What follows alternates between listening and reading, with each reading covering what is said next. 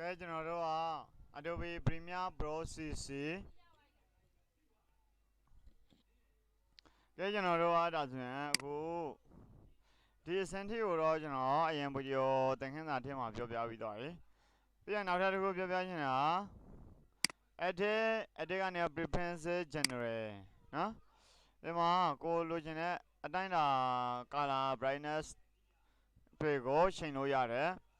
default အတိုင်းထားမယ်ဆိုရင်ဒါကတော့ Adobe Premiere Pro CC 2015 default ပေါ့နော်ကိုကဒီလိုပုံစံမျိုးသုံးချင်တယ်ဆိုရင်လည်းရတယ်ဒီလိုပုံစံမျိုးသုံးချင်တယ်ဆိုရင်လည်းရတယ်ပြီးရင်ဒီကောင်က interactive control default အတိုင်းဒါလိုက်ထားအလင်းအနေနဲ့သုံးမယ်ဆိုရင်လည်းသုံးလို့ရတယ်ပေါ့နော်ဒါ focus indicator ဒီကောင်ကတော့ဒီတိုင်းပဲ default တိုင်းပဲထားမယ်ဒီကောင်ကဒီလိုပုံစံမျိုးသုံးလို့ရတယ်ဒီလိုပုံစံမျိုးလည်းသုံးလို့ရတယ် okay နော်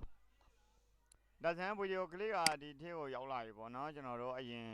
ဗီဒီယို lesson မှာဗီဒီယိုကလေးထင်းကြီးကိုသင်ပေးထားတာရှိတယ်ခုကဥမာကျွန်တော်တို့ကဒီမှာဒီရွှေတကုံဖျားကို zoom ဆွဲတဲ့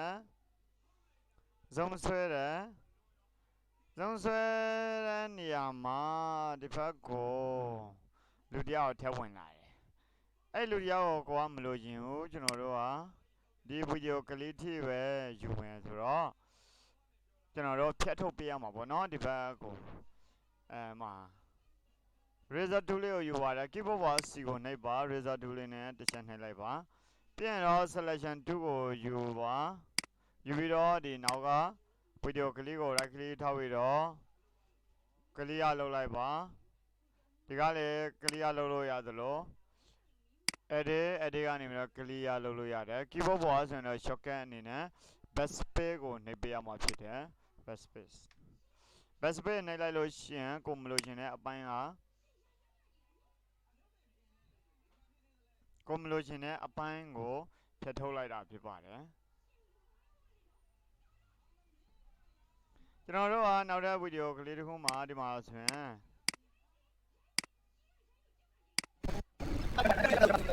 ဒါအသံပေါ့နော် RAM review လုပ်ကြည့်ပါမယ်ရေချုံကိုကျွန်တော်လိုက်အသံ file လေးတွေပါတယ်ကျွန်တော် MD ဘယ်ကြောင့်မပန်းဟဲ့ original နဲ့ထုတ်ပြတယ်လို့ဘယ်ကြောင့်လို့ရမနေ file လေးတွေကို ဘာကနေပြီးတာနေလို့ခလိုက်ပြီးချက်ထုတ်ပြရမှာဖြစ်ပါတယ်ရေချုံပုံစံနေဘာမှဒီစင်းနေဆိုကဲကျွန်တော်တို့ကဒီမှာ original video ကလေးကိုချက်ထုတ်ဖို့အတွက်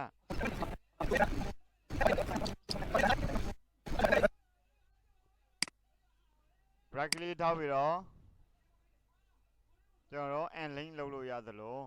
လောလောဆယ်အသံကိုဖြောက်ထားခြင်းနဲ့ဆိုရင်တော့ဒီမှာ mute track ဆိုတာရှိတဲ့ M လေးကိုနှိပ်ပစ်လိုက်ပါဒါဆိုရင်သူကအစိမ်းရောင်လေးပေါ်လာတယ်နော် M ဒီကောင် solo လောက်တာပေါ့နော် solo ဆိုတာအသံသီးသန့်ပဲပေါ့နော်solo လောက်တာပေါ့နော်ကြည့်တာ solo ကိုဖြုံးမယ် M mute track ပေါ့နော် mute track ဆိုတာအသံကိုတိတ်ထားတာပါအသံကိုပိတ်ထားတဲ့သဘောမျိုးဖြစ်တယ်အသံကိုဖြတ်တာမဟုတ်ပါဘူးအပိပိုင်ဖြတ်ရှင်တယ်ဆိုရင်တော့ဒီကောင်လေးကို mute track ကိုပြန်ဖွင့်မယ် right click ထောက်မယ် right click ထောက်ပြီးတော့ unlink လုပ်မယ် unlink ဆိုတော့ video သီးသန့် audio သီးသန့်ဖြစ်တော့တယ် audio ကို click ချက်ချပြီးတော့ edit ကနေပြီးတော့ clear လုပ်လိုက်ပါကြည့်တာဆိုရင်အသံ file လေးမရှိတော့ဘူးကျွန်တော်လိုချင်တဲ့အသံလေးတွေ MTV ရိုက်ဖို့အတွက်အဆိုတော်ရဲ့တခြင်းလေးတွေကိုဒီမှာအောက်မှာထည့်ပေးလို့ရပြီပေါ့နော်ဒါဆိုရင်အသံ file နဲ့ video file ကို unlink လုပ်ပြီးတော့လေ unlink လုပ်ပြီးတော့မလိုချင်တဲ့အားကိုဖြတ်ထုတ်တတ်ပါစေ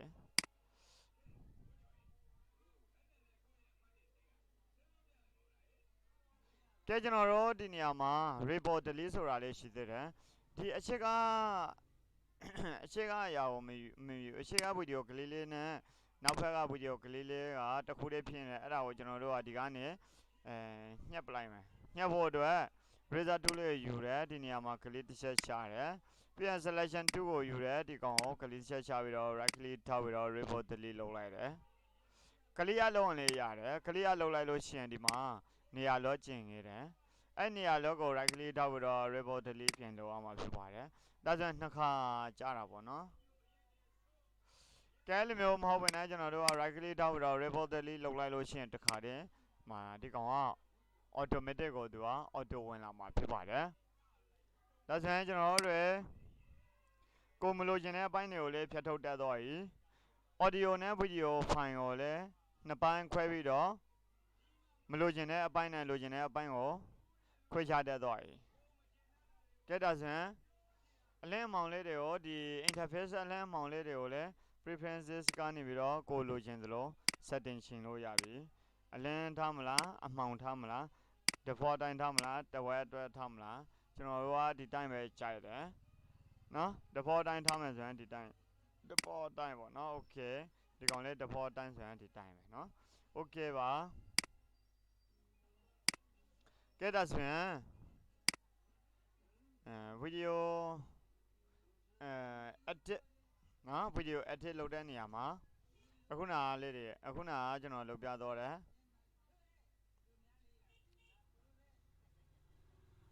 အရာလေးတွေကိုမသိမဖြစ်သိထားမှာဖြစ်ပါတယ်ဒါတော့ Adobe Premiere Pro CC 2015အတွက်သင်ခန်းစာလုပ်ပေးနေတာဖြစ်ပါတယ်